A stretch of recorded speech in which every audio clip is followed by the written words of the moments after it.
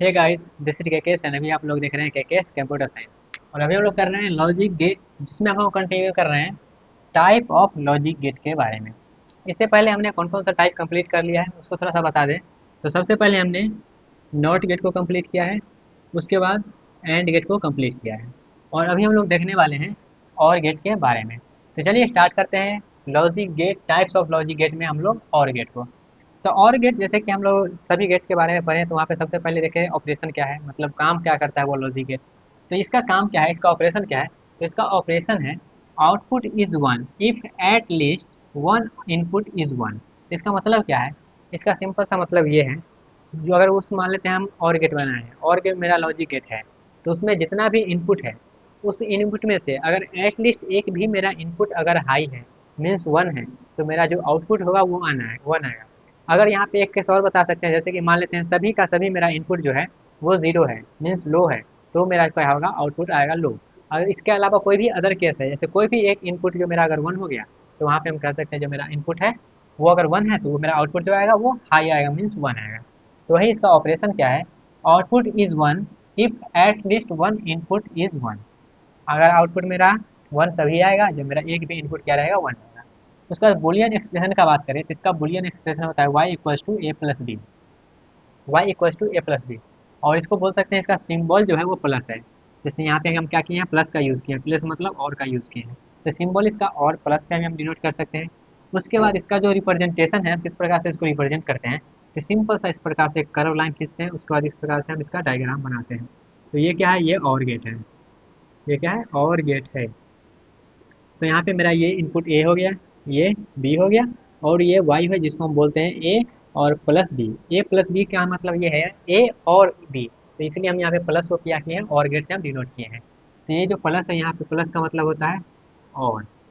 Okay, तो इस प्रकार से इसको हम रिप्रेजेंट करते हैं। अब इसका ट्रुथ टेबल का बात करें, तो ट्रुथ टेबल यहाँ पे हम ऐसे बनाएंगे, जैसे यहाँ पे दो इनपुट लिए हैं, ए है और बी है। जब दो इनपुट मेरे पास है, तो कितना यहाँ पे पॉसिबिलिटी हो सकता है, कितना, जो मेरा जीरो और वन, तो दो यहाँ पे है और दो पॉसिबिलिटी बताना है, तो कितना तरह से इसको रिप्रेजेंट कर सकते हैं। तो zero zero, zero one, one zero, या फिर वन वन, इतना ही तरह से हम रिप्रेजेंट कर सकते हैं जीरो वन को। जब मेरा ए और बी इनपुट रहेगा तब या तो हम जीरो व जीरो सप्लाई कर सकते हैं, या तो जीरो वन, या तो वन जीरो, या तो वन वन। तो इस केस में क्या होगा, जैसे हम जीरो जीरो सप्लाई किए हैं, तो यहाँ पे इसका जो ऑपरेशन है क्या बोलता है, अगर एट लीस्ट वन भी इनपुट जो मेरा है वन है, तब वहाँ पे हम मेरा जो आउटपुट आएगा वन आएगा। तो यहाँ पे देखिएगा, मेरा क्या है, दोनों इनपुट में जीरो जीरो है। जब जीरो जीरो है तो इसका आउटपुट क्या आएगा, जीरो आएगा, क्योंकि एक भी यहाँ पे इनपुट वन नहीं है। सेकंड केस में क्या है, जीरो वन, तो यहाँ पे एटलीस्ट वन इनपुट तो है वन, इसलिए यहाँ पे रिजल्ट होगा आउटपुट में वन आएगा। सेम यहाँ पे वन आएगा, सेम यहाँ पे एटलीस्ट वन चाहिए, लेकिन ऐसा तो बोला नहीं है कि दोनों आएगा तो नहीं आएगा। तो एटलीस्ट वन होना चाहिए, लेकिन यहाँ पे दोनों है, तब भी जो रिजल्ट आएगा मेरे पास वन आएगा। तो ये एक ही केस में जीरो देगा, जब दोनों इनपुट मेरा क्या रहेगा, जीरो रहेगा, तब देगा। तो जरूरी नहीं है दो ही इनपुट रहे, बहुत सारा इनपुट हो सकता है, लेकिन यहाँ पे हम सपोज कर रहे हैं दो इनपुट है, तो इसलिए इस प्रकार से लिख रहे हैं। ओके, अब इसका हम ट्रुथ टेबल ड्रॉ करें, तो इनपुट जब भी हम ट्रुथ टेबल ड्रॉ करते हैं, तो वहाँ पे दो चीज़ लिखते हैं, एक इनपुट और एक आउटपुट। तो ये रहा इनपुट और ये रहा आउटपुट। तो इनपुट में मेरा क्या कौन कौन सा है, ए और बी है, तो ए और बी इनपुट में लिख दिए। आउटपुट में क्या है, वाई है, तो वाई को लिख दिए हैं। उसके बाद यहाँ पे हम कितना तरह से इसको रिप्रेजेंट कर सकते हैं, zero zero, one zero, one one, उसके बाद जो जीरो है वो वन। और यहाँ पे एक ही केस में क्या हो सकता है, जीरो हो सकता है, जब मेरा क्या रहेगा, दोनों जो इनपुट है वो अगर जीरो जीरो है, तभी मेरा क्या रहेगा, वो जीरो रहेगा। अदरवाइज सभी केस में क्या रहेगा, वन रहेगा, क्योंकि यहाँ पे एटलीस्ट वन तो है ही, इसलिए। तो ये रहा ट्रुथ टेबल। तो और गेट का ऑपरेशन क्लियर हुआ, एटलीस्ट वन रहेगा इनपुट में अगर वन, तभी आउटपुट में वन रहेगा। Boolean expression a plus B, हम प्लस लगा के वहाँ और को रिप्रेजेंट कर रहे हैं। उसका जो सिंबल है वो भी क्लियर हो गया। उसका जो उसका ट्रुथ टेबल है वो भी क्लियर हो गया, और इस प्रकार से हम इसको लिखते हैं, ये भी क्लियर हो गया होगा। एक चीज़ यहाँ पे और आपको बता दें, जैसे कि अगर हम यहाँ पे रिप्रेजेंट करते हैं, जैसे इसको फार्मूला ट्रीट कर सकते हैं, वैसे हम बुलियन अलजेब्रा करेंगे तो उसको भी हम समझेंगे। अगर जीरो प्लस वन लिखें तो इसका मतलब होता है वन, अगर जीरो प्लस जीरो लिखें तो इसका मतलब होता है जीरो, वन प्लस जीरो लिखें तो इसका मतलब होता है वन, उसके बाद वन प्लस वन लिखें तभी इसका मतलब होता है वन, टू नहीं कर देना है। या फिर आप ऐसे बोल सकते हैं, एक जो यहाँ पे रामबान फार्मूला बोलते हैं, one plus anything is equals to anything. तो ये जो फार्मूला है ये थोड़ा सा ध्यान रखिएगा, और इसमें से सबसे जो इम्पोर्टेंट है ये वाला है। वन के साथ अगर हम कुछ भी ऐड करते हैं, वन के साथ अगर हम कुछ भी ऐड करेंगे, तो यहाँ पे एनीथिंग नहीं, यहाँ पे आएगा वन। तो यहाँ पे आएगा 1। 1 के साथ अगर हम कुछ भी ऐड करिए या फिर कोई भी वैल्यू ऐड कर दीजिए या फिर कुछ भी वेरिएबल ऐड कर दीजिए तभी वहाँ पे रिजल्ट जो आएगा 1 आएगा। जैसे कि सपोज करिएगा हम करते हैं 1 + a, तो रिजल्ट क्या आएगा 1 आएगा। ठीक है, 1 के साथ कुछ भी ऐड कर दीजिए तो वहाँ पे रिजल्ट जो मेरा आएगा हमेशा 1 रहेगा। तो ये स्टार मार्क कर लीजिएगा, ये थोड़ा सा याद कर लीजिएगा, रख लीजिए, जैसे भी करना है कर लीजिएगा। ओके, अब थोड़ा सा इसको समझने के बाद अब हम कहते हैं क्या, जैसे हमने बबल्ड नॉर को बोला था क्या एंड गेट, वैसे ही यहाँ पे क्या है, हम बबल्ड नैंड को बोलते हैं और। अब यहाँ पे हो सकता है आपको क्लियर ना हो, तो जब हम नैंड गेट पढ़ेंगे तब आपको क्लियर हो जाएगा, लेकिन फिलहाल के लिए इसको कंप्लीट करना है इसलिए ये भी बता दे रहे हैं। जैसे कि नैंड गेट, तो पहले एंड गेट तो क्लियर हो गया मेरा, तो एंड गेट को यहाँ पे बना लेते हैं। तो एंड गेट किस प्रकार से बनता है, तो एंड गेट बनता है इस प्रकार से, एंड गेट बन गया और यहाँ पे हम 2 इनपुट लगा देते हैं। ओके, एंड गेट बन गया, या फिर इसको थोड़ा सा बड़ा सा यहाँ पे लिख देते हैं तब जो ज़्यादा क्लियर होगा अच्छे से। यहाँ पे हम एंड गेट बना लेते हैं। ओके, एंड गेट बना लिए। एंड गेट बनाने के बाद अब यहाँ पे क्या बनाना है, नैंड। तो नैंड कैसे बनता है, यहाँ पे एंड के मुंह पर यहाँ पे लगा देंगे नॉट गेट, तो ये हो गया नैंड। और नैंड के साथ ये किसको बनाना है, बबल्ड बनाना है। तो जब बबल्ड का बात करते हैं तो इनपुट में क्या करते हैं, एक बबल लगा देते हैं, दोनों इनपुट में एक एक बबल। तो ये बन गया मेरा क्या, बबल्ड नैंड। जब बबल्ड नैंड ये हो गया तो यहाँ पे ए है और यहाँ पे बी है, तो ये क्या हो गया, ए बार यहाँ पे आएगा और यहाँ से आएगा बी बार। तो इसको हम किस प्रकार से लिखते हैं, ए बार डॉट बी बार। ये तो हम जब नैंड बनाते हैं तब लिखते हैं, लेकिन ये क्या है, बबल्ड नैंड है, जो यहाँ पे नैंड है, तो यहाँ पे क्या आएगा, डॉट आएगा सबका होल। तो यहाँ पे आएगा ए बार का बार प्लस बी बार का बार, तो यहाँ पे इसका जो रिजल्ट आएगा वो आएगा ए प्लस बी। और ये जो ए प्लस बी आया है ये, और यहाँ पे जो ए प्लस बी लिखा है, दोनों क्या है, सेम है, इसलिए हम कहा कहते हैं बबल्ड नैंड को एज और जैसा ट्रीट करते हैं, क्योंकि दोनों का जो आउटपुट है वो हमेशा सेम रहता है इसीलिए। ओके, आई होप आपको क्लियर हुआ होगा। अगर क्लियर नहीं हुआ है तो इसको थोड़ा सा होल्ड करके रखिए, जब हम नैंड पढ़ेंगे तब आपको क्लियर हो जाएगा। वैसे क्लियर हो जाना चाहिए, अगर नहीं हुआ है तो यहाँ पे हम अभी बहुत चीज़ नहीं भी बताए हैं तो वहाँ पे क्लियर हो जाएगा। इसके लिए आप निफिके रहिए, लेकिन फिलहाल के लिए इसको नोट डाउन कर लीजिए आप। ओके, उसके बाद जैसे हमने जो है ये बताया थे क्या, इसको बोलते हैं फ्लोटिंग टर्मिनल। फ्लोटिंग टर्मिनल, इसको फ्लोटिंग टर्मिनल बोलते हैं। तो ये फ्लोटिंग टर्मिनल को हम क्या किए हैं, इस बार जीरो सप्लाई कर दिए हैं जैसे एंड में किए थे। तो यहाँ पे हम जीरो सप्लाई कर दिए, तो यहाँ पे आ सकता है मेरा क्या, जीरो या फिर 1 आ सकता है। तो यहाँ पे हम जीरो जब फिक्स कर दिए हैं तो यहाँ पे जीरो तो हमेशा रहेगा, तो जीरो, और यहाँ पे अगर हम जीरो लेते हैं तो जीरो और जीरो जीरो आएगा, या फिर जीरो और 1, जीरो और 1 क्या आएगा, 1 आएगा। तो यहाँ पे क्या है, आउटपुट मेरा जीरो से 1 जा रहा है, मतलब आउटपुट चेंज हो रहा है। जब आउटपुट चेंज हो रहा है तो इसको बोलेंगे कंट्रोल जीरो इनेबल। इनेबल इसलिए बोलते हैं क्योंकि यहाँ पे क्या हो रहा है, मेरा आउटपुट क्या हो रहा है, चेंज हो रहा है इसलिए। ओके, सेम इसी प्रकार से यहाँ पे मेरा आउट जो फ्लोटिंग टर्मिनल है उसको 1 फिक्स कर दे रहे हैं, और तब यहाँ पे मेरा जीरो या फिर 1 आ सकता है। जब जीरो यहाँ पे हम सप्लाई करें तो क्या हो रहा है, जब जीरो सप्लाई करें तो रिजल्ट मेरा क्या आएगा, रिजल्ट मेरा आएगा 1, क्योंकि यहाँ 1 फिक्स कर दिए हैं। अब यहाँ पे 1 और 1 करेंगे तभी मेरा 1 ही आएगा, तो यहाँ पे जो आउटपुट है वो सेम हो रहा है, इसलिए हम यहाँ पे बोलेंगे क्या, कंट्रोल 1 डिसेबल, यहाँ पे बोलेंगे इसको, इसको हम बोलेंगे डिसेबल।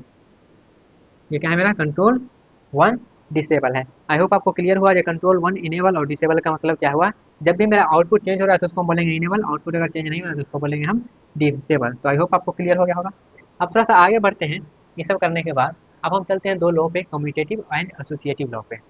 तो कम्यूटेटिव लॉ ये फॉलो करता है कि नहीं और गेट, उसको समझने के लिए हम यहाँ क्या किए हैं, एक और गेट लिए हैं, और ये और गेट का क्या आएगा आउटपुट, ये और गेट है, तो ये और गेट का क्या आएगा आउटपुट, यहाँ से ए और यहाँ से बी, तो दोनों का कर देते हैं ए प्लस बी।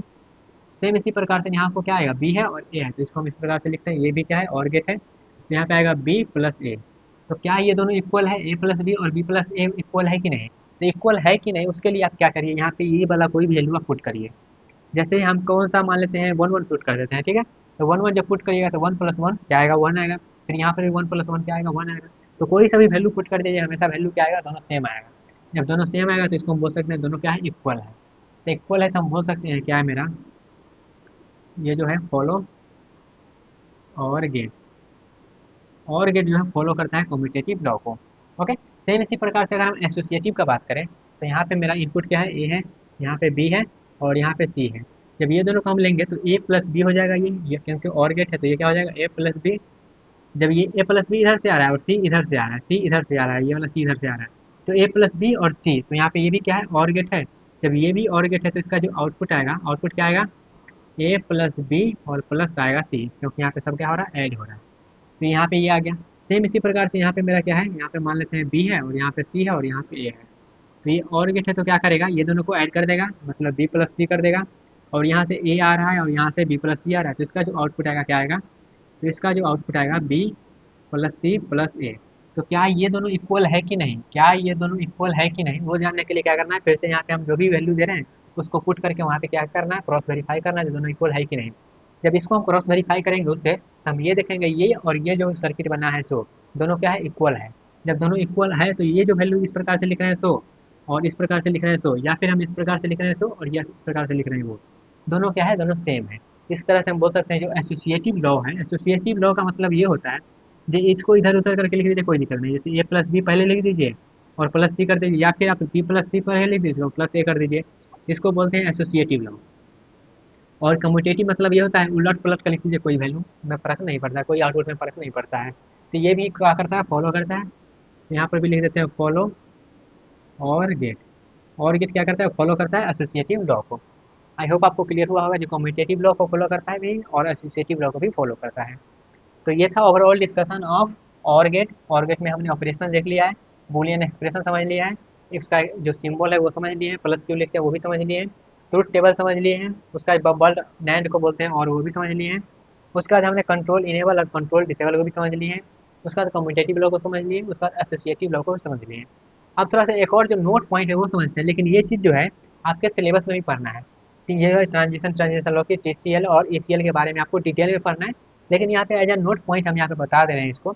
आगे आने वाले वीडियो में इसको भी करवाएंगे, लेकिन सबसे पहले हम जो जो सिलेबस में है वो कर लेते हैं, उसके बाद जो एक्स्ट्रा बचा था उसको भी हम करेंगे। ओके, तो ये आपके सिलेबस में पढ़ना है डिटेल में, लेकिन फिलहाल के लिए यहाँ पे note point as a treat करते हैं क्या, when any logic is design by TTL. क्या अगर कोई भी लॉजिक हम सर्किट बना रहे हैं, कोई भी लॉजिक हम बना रहे हैं टीटीएल के हेल्प से, तब वहाँ पे याद रखना है टीटीएल का मतलब क्या होता है, ट्रांजिस्टर ट्रांजिस्टर लॉजिक। टीटीएल का मतलब transistor transistor logic. Then floating terminal always act as high. इसका मतलब क्या हुआ, फ्लोटिंग टर्मिनल हम बताए थे क्या, जहाँ पे हम इनपुट सप्लाई करते हैं, तो यहाँ पे ये जो है क्या है, ये फ्लोटिंग टर्मिनल है। तो ये जो फ्लोटिंग टर्मिनल है अगर हम टीटीएल से डिजाइन किए हैं इस सर्किट को, तो फ्लोटिंग टर्मिनल हमेशा किसके जैसा ट्रीट किया जाएगा, हाई के जैसा। हाई के जैसा मतलब वो हमेशा वन रहेगा, ऑलवेज। ऑलवेज क्या रहेगा, ये वन रहेगा, फिक्स रहेगा, ठीक है। जब ऑलवेज ये वन रहेगा तो इसको हम बोल सकते हैं क्या, ये एंड गेट है, मान के चलिए एंड गेट है और टीटीएल से डिजाइन किया गया है। तो टीटीएल और ईसीएल से हम कोई भी सर्किट डिजाइन कर सकते हैं, कोई भी लॉजिक गेट डिजाइन कर सकते हैं। तो टीटीएल से एंड गेट डिजाइन किया है तो A dot B dot one लिख सकते हैं, तो इसका मतलब क्या है, ए डॉट बी हो गया ये। ओके, सेम इसी प्रकार से तो यहाँ पे ये याद रखिएगा, जब टीटीएल का मतलब क्या हुआ, जब भी मेरा ये आएगा टीटीएल तो उसका जो फ्लोटिंग टर्मिनल हमेशा वन रहेगा, ये याद रखिएगा। उसका अगला जो नोट पॉइंट है, whenever any logic is design by ECL. ECL का मतलब होता है इमीटर कपल्ड लॉजिक। क्या, emitter coupled logic. Then floating terminal always act as low. तो जब भी मेरा फ्लोटिंग टर्मिनल होगा, ये जो फ्लोटिंग टर्मिनल है हमेशा एक्ट किया जाएगा किसके द्वारा, जीरो के द्वारा, ऑलवेज। ऑलवेज जैसे ये जो है जीरो जैसा बिहेव करेगा। तो इसका जो आउटपुट क्या आएगा, ये एंड गेट है तो फिर से हो जाएगा A dot B dot zero, इसका जो रिजल्ट आएगा हमेशा जीरो आएगा। ओके, आई होप आपको क्लियर हुआ। तो ये जो नोट पॉइंट है दो आप थोड़ा सा याद रखिएगा, क्योंकि ऑब्जेक्टिव में डायरेक्टली इसको पूछ दिया जाता है, जो अगर हम टीटीएल से डिजाइन किया है तो उसका फ्लोटिंग टर्मिनल का क्या वैल्यू रहेगा, अगर हम उसको एसीएल से डिजाइन किया है तो उसका फ्लोटिंग टर्मिनल का क्या वैल्यू रहेगा। तो ये दोनों आप याद रखिएगा, इन फ्यूचर इस सब का जो है टॉपिक को डिटेल में करवाया जाएगा। ओके, तो अभी हमने पूरा और गेट को कंप्लीट पढ़ लिया है। तो यहाँ पे जो मेरा ख़त्म होता है इसका पहला पार्ट जो कि है बेसिक गेट या बेसिक लॉजिक गेट। ये जो है टाइप ऑफ लॉजिक गेट में तीन टाइप हम बताए थे क्या, एक हम बताए थे बेसिक, एक हम बताए थे मेरा जो यूनिवर्सल है, उसके बाद जो मेरा एक है स्पेशल गेट। तो बेसिक वाला मेरा खत्म होता है, means not gate, and gate or gate. तो ये तीन जो है बेसिक गेट में आता है, तो इसको हमने कंप्लीट कर लिया है इन डिटेल पूरा कंप्लीट करके। तो यहाँ से बाद आप प्रैक्टिस कर सकते हैं ये सब पे। अब थोड़ा सा हम आगे बढ़ेंगे और हम अब लोग जो भी बचा रिमेनिंग है, जैसे यूनिवर्सल बचा हुआ है एंड मेरा स्पेशल बचा हुआ है, तो इस सब को भी हम कंप्लीट करेंगे। तो यहाँ पे जो मेरा खत्म है बेसिक लॉजिक गेट खत्म होता है। अब हम मूव करेंगे यूनिवर्सल लॉजिक गेट पे। ओके, जो कि एंड और नॉर होता है, तो उसको भी हम करेंगे। तो आई होप आपको क्लियर हो गया होगा। तो यहाँ पे जो भी किए हैं, ये तीनों किए हैं, तो उसका आप फीडबैक जरूर दीजिएगा, जो किस प्रकार से और इम्प्रूव किया जा सकता है, या फिर आपको क्या अच्छा लग रहा है नहीं लग रहा है, जो भी आपका जो है ऑनेस्ट फीडबैक दीजिएगा, या फिर ख़राब पढ़ रहे हैं, समझा नहीं पा रहे हैं, जो भी हो आप बता दीजिएगा। ओके, मिलते हैं आज अपने अगले सेक्शन में, तब तक के लिए बाय बाय, टाटा, take care and all the best. Feedback देना मत भूलिएगा।